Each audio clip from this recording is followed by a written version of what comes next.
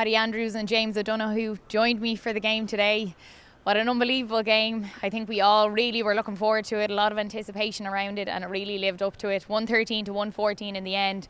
It's Kerry, James, that are through to the All-Ireland final against Galway. How are you feeling after that one? Relieved, my God, relieved.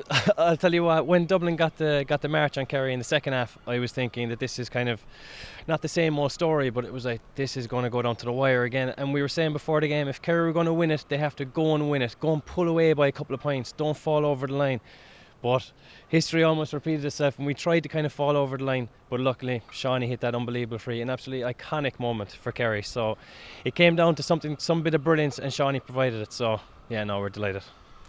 Paddy, I know it's not easy, especially if you're doing these videos straight after. And if I could have had a video on both of you throughout that whole game, it would have been absolutely priceless. But I know it's heartache for you at the minute. How are you feeling after it? Just like any Dublin supporter, and I think when you're playing, you kind of try and you keep it together. But we both spoke beforehand. This is nearly the first time you're coming in like a real fan, and that was it. The atmosphere around, it's Dublin and Kerry. We know how special a game it is. We've both been fortunate enough to play in them over the years, but just it was a roller coaster. They got half time. Dublin are hanging on by their fingernails. Really, they're 5 points down.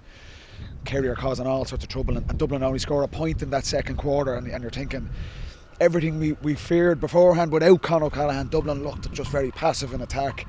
And they needed, he said that if they were going to have any chance, they needed to have a monumental second half. And to be fair, Kerry Kilkenny comes up with 3 points. Brian Fenton starts getting back into the game in midfield. James McCarthy, if he wasn't one of Dublin's most iconic ever players, he definitely is after today again. And when Dublin get it level in the 74th minute, Paddy Small had a massive impact when he came on. Just an energy and a spark about him that allowed that Dublin attack to really function. And you think they've done enough to at least get it to extra time. But James is right. I mean, I know you probably were as well. I was in Thurles 22 years ago, and for Maurice Fitz's point, and one of the most iconic, not just for Kerry, one of the most iconic GA scores of all time. I think Seanie Shea scored there. I was happy enough for him to actually take it. I was like, he's 55 yards out. There's a really stiff breeze. We could see that into Hill 16. He probably has another 15 yards on it. It is, in the circumstances, 12 years ago we were here and Stephen Cluxton hit it free into that goal in a similar situation to break the duck I suppose and win Dublin's first All-Ireland. You just feel like that kick, we'll be seeing it for years to come. It's an incredible way to win the game for Kerry. They've probably got away with it in the end, haven't been probably the much better team, certainly in the first half, but you can't understate what a massive win that is mentally for Kerry. Then come into the All-Ireland final as favourites in 2 weeks' time. And as you said, for Seanie, what a massive kick. I spoke to Jack O'Connor there and he said that he didn't think he was going to score it. No. But I don't think many people did. As you said, 55 metres out, and it's a tricky wind. It's not straightforward, so he really had to judge that well. And as you said, we're going to be talking about this for years to come. Yeah. Well, Paddy, in fairness, you were saying, leave him at it, leave him throw a leg at it. And because there had been loads of wides into that goal, into the Hill goal. Dublin in the first half missed 4, Kilkenny missed 1, Fenton missed 1, Costello, and kind of easy scores. Same with Kerry in the second half. Spillane missed 1, Clifford missed 1 in there. So when Seanie puts it down that far out, you're thinking he has to deal with a couple of crosswinds, and to hit it. If you see the angle from behind the goal. Incredible. He started it miles out and just whipped it in, and you can see Comerford's inside in the goal shaking the post trying to get it to hit the post. Desperate times for desperate measures.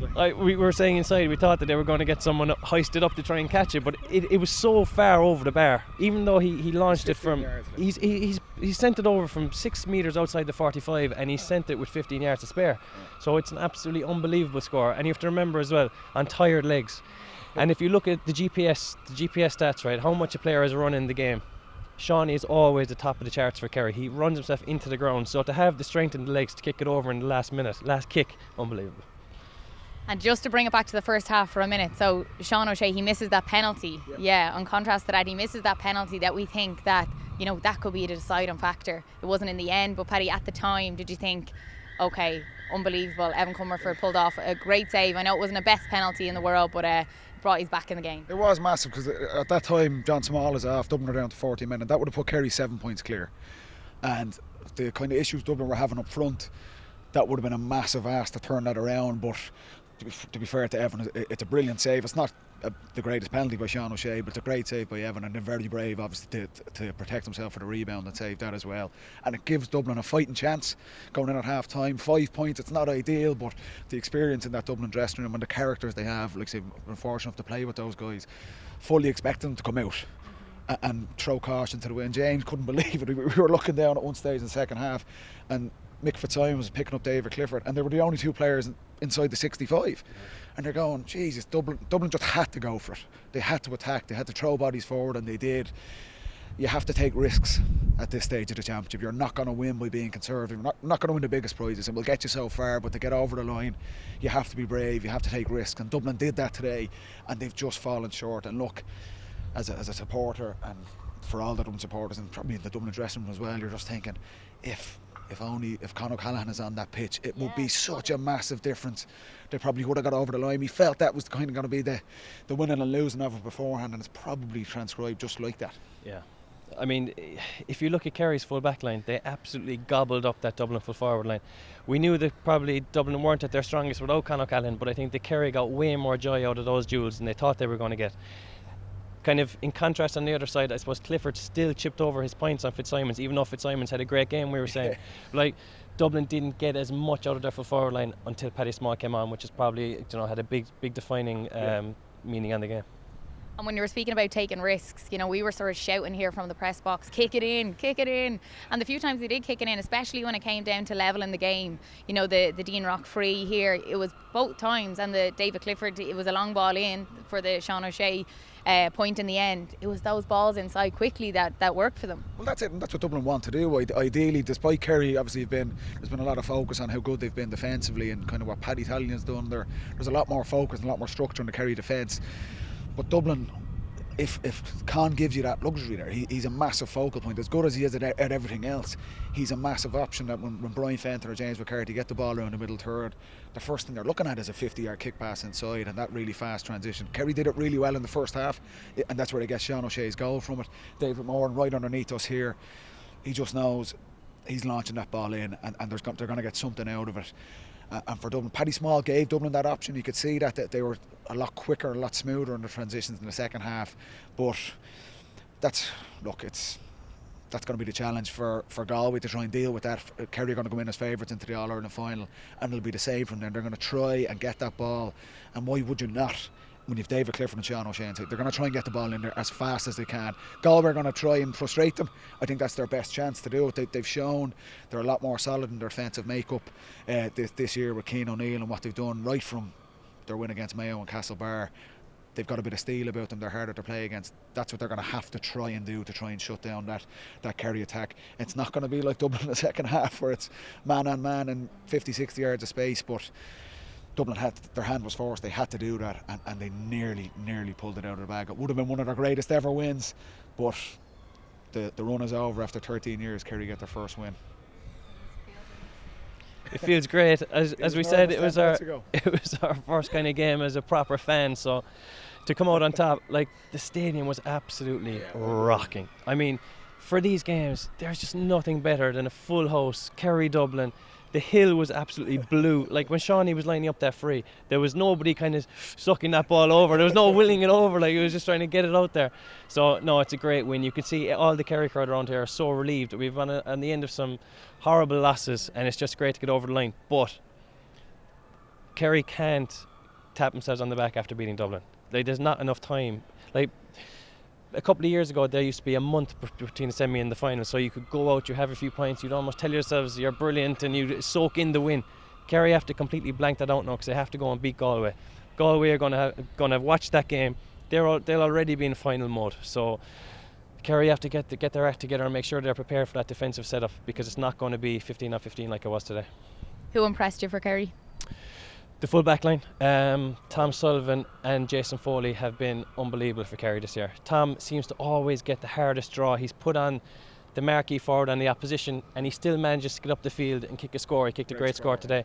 Foley's more out and out defensive, but Rock couldn't seem to get away from him today because Jason is so fast. He's so quick off the mark. So the two of them were brilliant, and then you got your your kind of usuals. Paddy Clifford ended up with the RT man of the match. I thought he was brilliant. He really controlled things. Yeah, first half he was a bit quieter, but second half, when it was kind of helter skelter and Dublin had a kind of a run on Kerry, Paddy seemed to be able to control the game a bit and kind of get the simple passes and get in for 2 points. So himself and David Clifford, I thought, were the other two standout performers.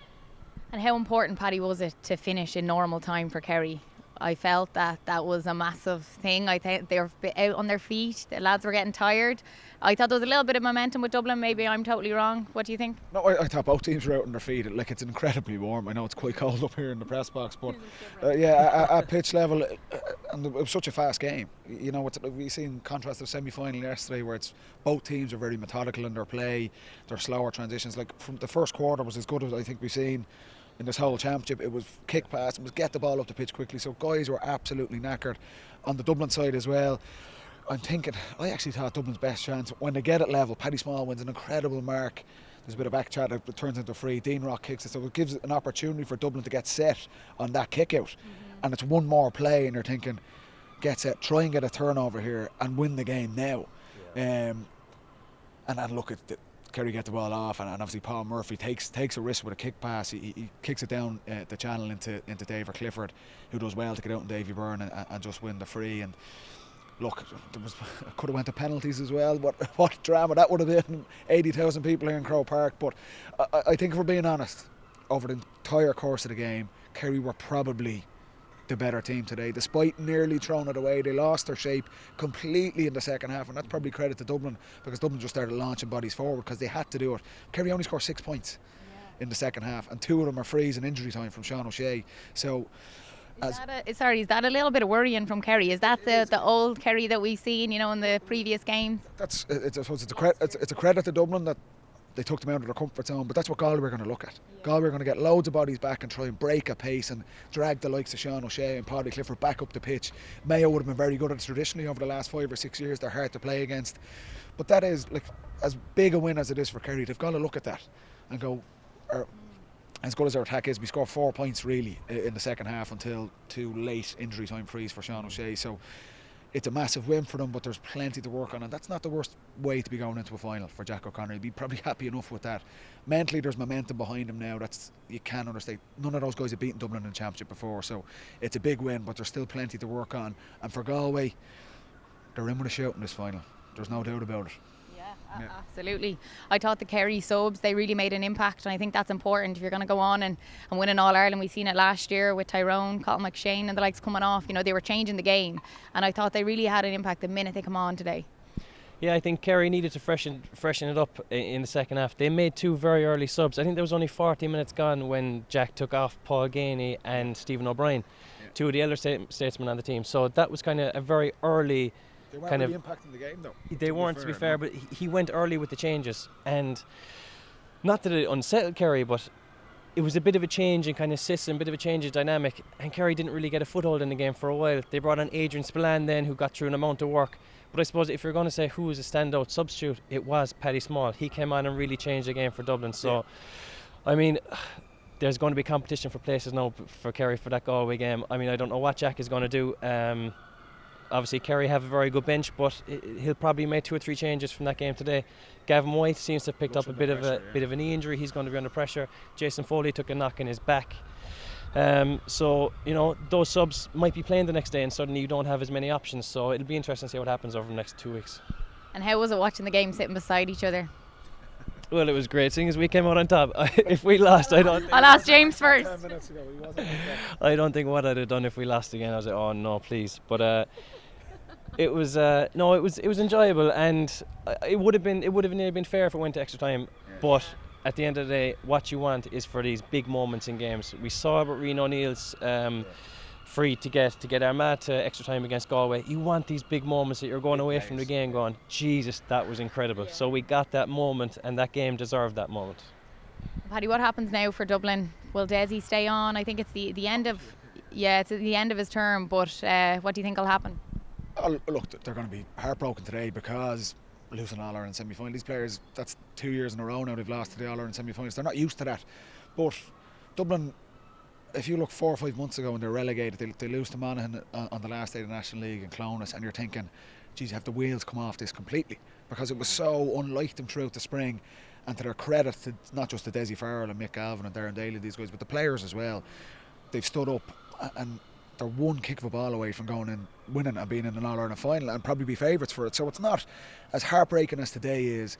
Dublin needed to freshen things up. You know, the great Jim Gavin team is gone.